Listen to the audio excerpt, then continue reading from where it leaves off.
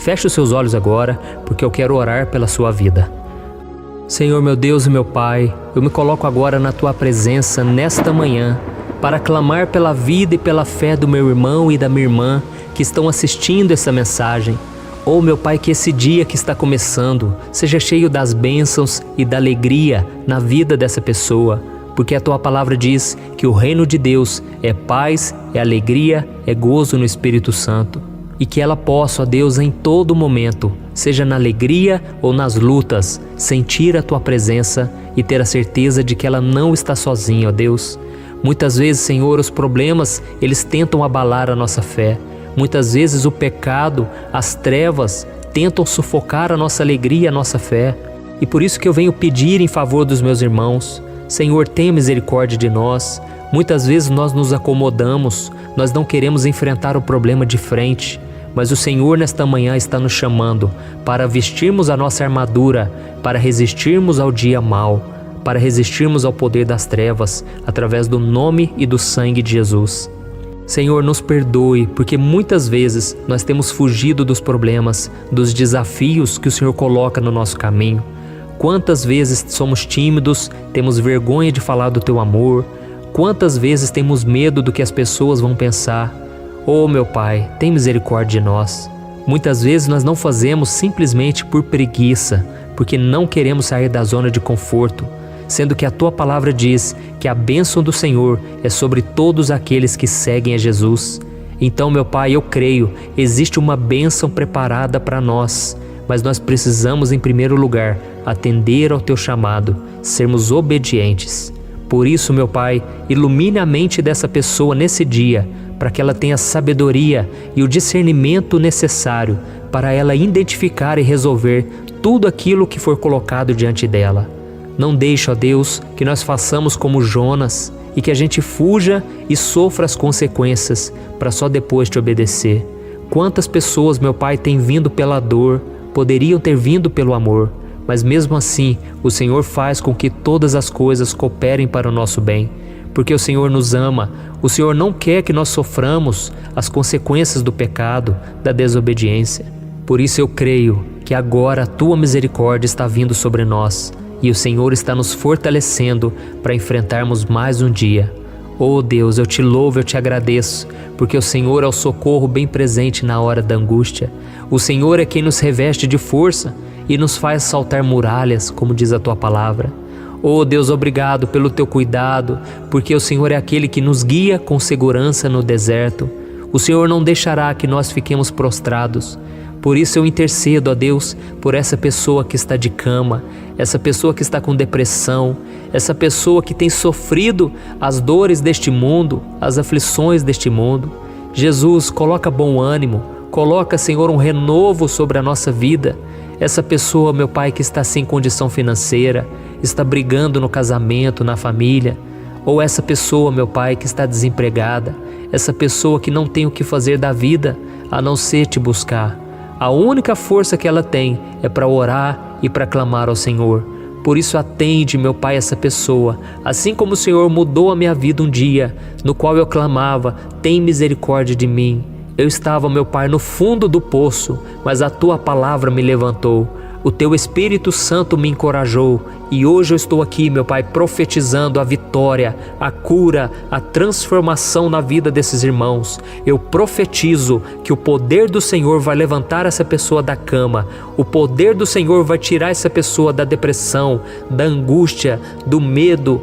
Oh Senhor, em nome de Jesus, traga cura, traga, Senhor, um vigor novo, porque a Tua palavra diz que aqueles que esperam no Senhor renovarão as suas forças e eles subirão com asas como águias. Em nome de Jesus, meu Pai, eu profetizo que essa pessoa vai sentir um renovo, ela vai sentir um ânimo para trabalhar, para fazer o que tem que ser feito, para cumprir a vontade do Senhor. Em nome de Jesus é que eu oro e já Te agradeço. Amém. Glória a Deus.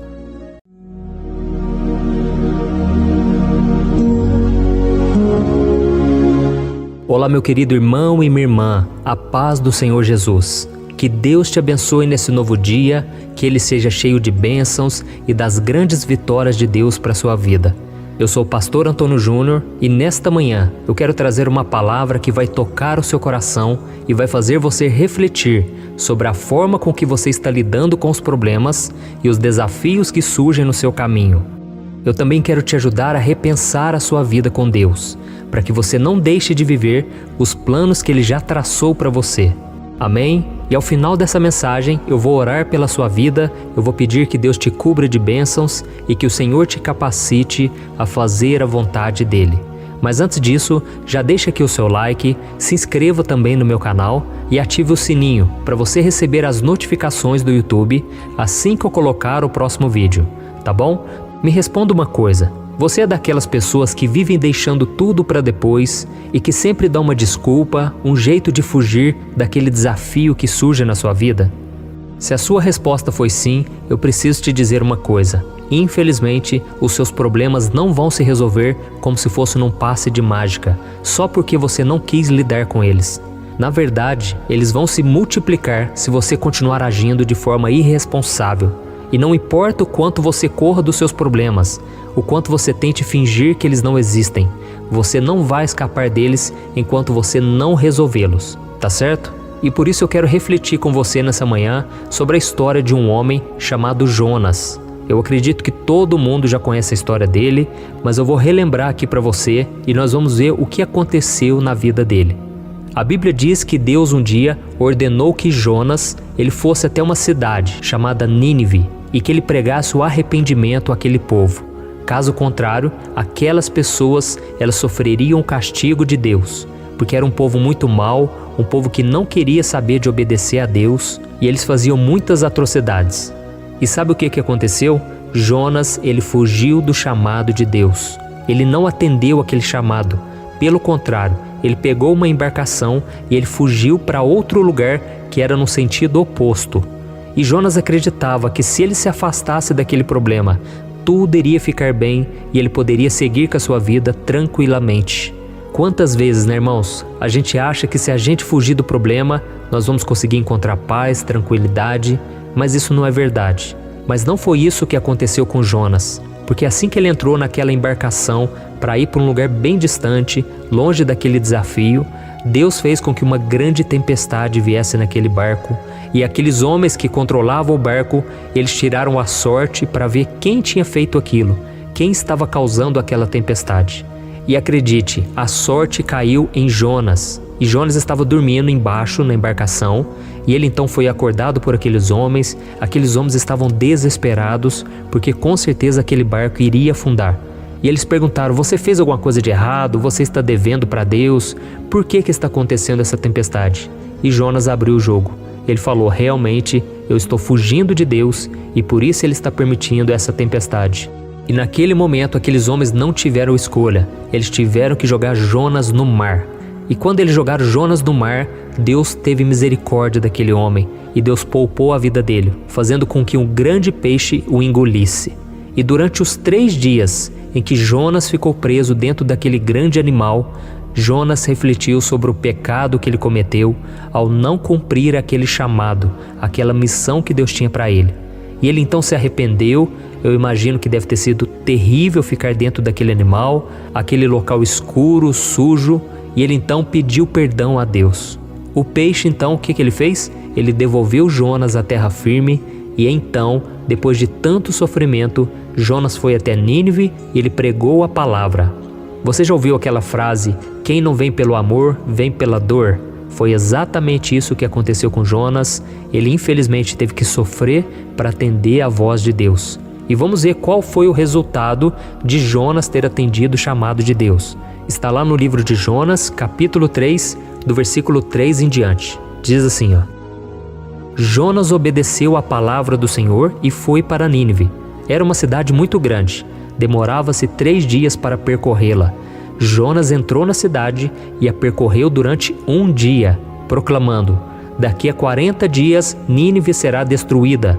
Os ninivitas creram em Deus, proclamaram jejum e todos eles, do maior ao menor, vestiram-se de pano de saco. Deus viu o que eles fizeram e como abandonaram seus maus caminhos.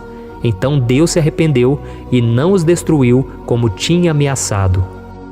Olha isso, irmãos. Jonas, ele entrou naquela cidade e a Bíblia diz que ele saiu correndo e anunciando. E o que demorava 3 dias para atravessar aquela cidade, Jonas atravessou em apenas 1 dia. E ele trazia uma mensagem dura, aquele tipo de mensagem que ninguém quer ouvir. E ele disse, olha, daqui 40 dias Nínive será destruída, arrependam-se dos seus pecados. Então Deus viu o arrependimento daquele povo, apesar das suas maldades, e eles se arrependeram verdadeiramente. A Bíblia diz que o arrependimento deles foi tão grande que eles mandaram até os animais jejuarem junto com eles.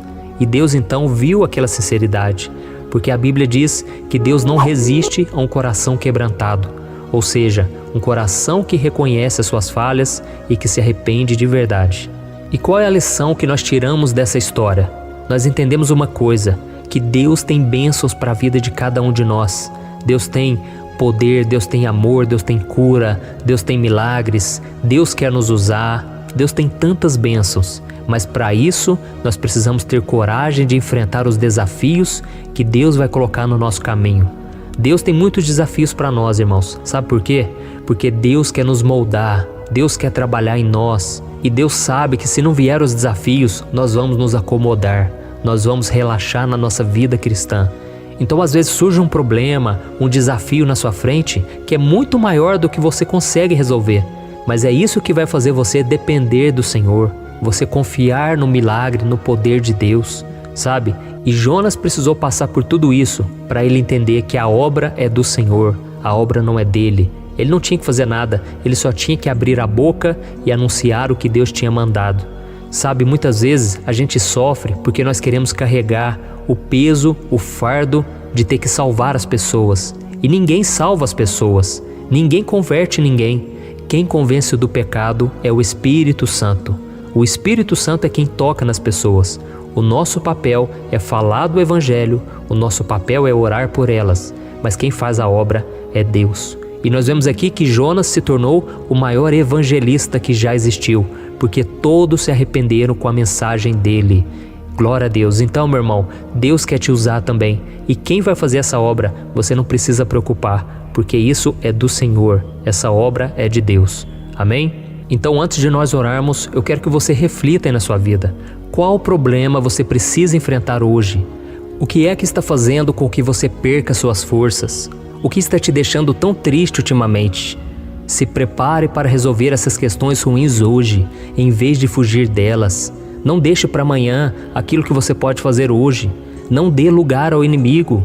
Sabe, não importa o quanto você falhou no passado, Deus pode escrever uma nova história através do sangue de Jesus, que a Bíblia diz que nos purifica de todo pecado. Então não importa o que você precisa enfrentar, porque na força do Senhor você vai derrotar. Tudo posso naquele que me fortalece. Tome posse disso. Amém? E por fim, eu quero ler só com você um versículo que está lá em Efésios capítulo 6, em que o apóstolo Paulo, ele nos dá um recado. E depois nós vamos orar, tá bom? Está escrito assim, ó.